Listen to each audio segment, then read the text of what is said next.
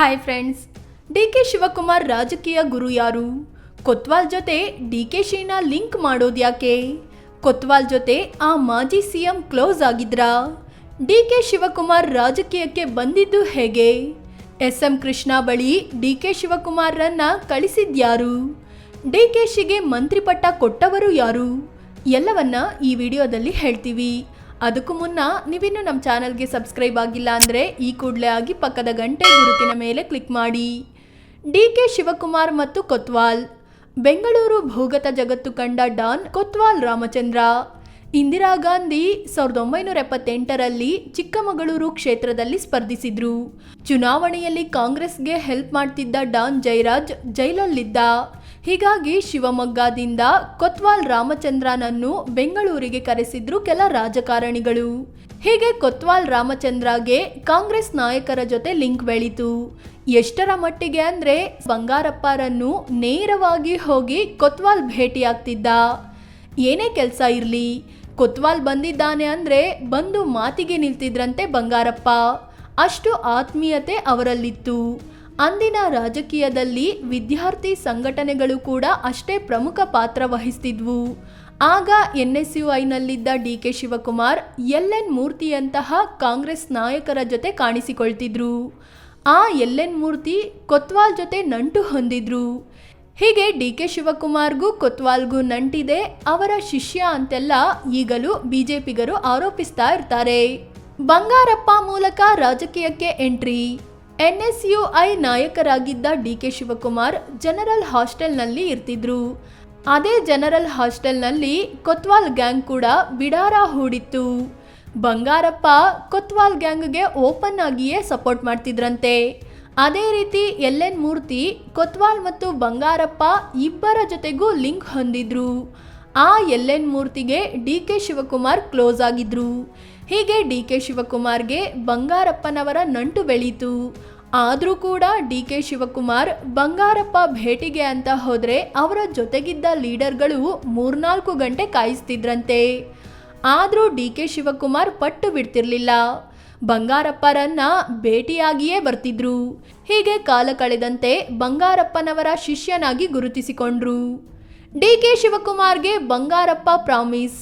1989ರಲ್ಲಿ ಸಾತನೂರು ಕ್ಷೇತ್ರದಿಂದ ಡಿ.ಕೆ. ಶಿವಕುಮಾರ್ ಮೊದಲ ಬಾರಿಗೆ ಶಾಸಕರಾದ್ರು. 1989ರಲ್ಲಿ ಸಿಎಂ ಆಗಿದ್ದ ವೀರೇಂದ್ರ ಪಾಟೀಲ್ಗೆ ಅನಾರೋಗ್ಯವಾದಾಗ ಅವರ ಭೇಟಿಗೆ ರಾಜೀವ್ ಗಾಂಧಿ ಬಂದಿದ್ರು. ಮುಂದಿನ ಸಿಎಂ ಯಾರನ್ನ ಮಾಡಬೇಕು ಅಂತ ಕೇಳಿದಾಗ ಡಿ.ಕೆ. ಶಿವಕುಮಾರ್ ಸೇರಿದಂತೆ ಹಲವು ನಾಯಕರು ಬಂಗಾರಪ್ಪನವರ ಹೆಸರು ಸೂಚಿಸಿದ್ರು. ನಂತರ ಸದ್ಯದಲ್ಲೇ ಕರ್ನಾಟಕದ ಸಿಎಂ ಬದಲಾವಣೆ ಆಗುತ್ತೆ ಅಂತ ಅನೌನ್ಸ್ ಮಾಡಿ ರಾಜೀವ್ ಗಾಂಧಿ ದೆಹಲಿಗೆ ಹೋದ್ರು. ಡಿ.ಕೆ. ಶಿವಕುಮಾರ್ ಬಂಗಾರಪ್ಪನವರ ಬಳಿ ಹೋಗಿ ಈ ವಿಚಾರವನ್ನ ತಿಳಿಸಿದ್ರು. ಆಗ ಬಂಗಾರಪ್ಪ, ನಾನು ಸಿಎಂ ಆದ್ರೆ ನಿನ್ನ ಮಂತ್ರಿ ಮಾಡ್ತೀನಿ ಕಣೋ ಅಂತ ಗ್ಯಾರಂಟಿ ಕೊಟ್ರು. ಡಿ.ಕೆ.ಶಿಗೆ ಬಂದಿಖಾನೆ ಖಾತೆ ಕೊಟ್ಟಿದ್ಯಾಕೆ? ಅದರಂತೆ ಬಂಗಾರಪ್ಪ 1990ರಲ್ಲಿ ಸಿಎಂ ಆದ್ರು. ಒಂದಿನ ಡಿ.ಕೆ. ಶಿವಕುಮಾರನ್ನ ಕರೆದ ಬಂಗಾರಪ್ಪ ಮಂತ್ರಿ ಸ್ಥಾನ ಕೊಟ್ರು. ನಾನು ಮೊದಲಿಗೆ ಬಂದಿಖಾನೆ ಸಚಿವನಾಗಿದ್ದೆ, ಈಗ ಸಿಎಂ ಆಗಿದ್ದೀನಿ, ನಿನಗೂ ಬಂದಿಖಾನೆಯನ್ನೇ ಕೊಡ್ತೀನಿ, ನೀನು ಮುಂದೊಂದು ದಿನ ಸಿಎಂ ಆಗ್ತೀಯಾ ಬಿಡು ಅಂತ ಹೇಳಿದ್ರಂತೆ.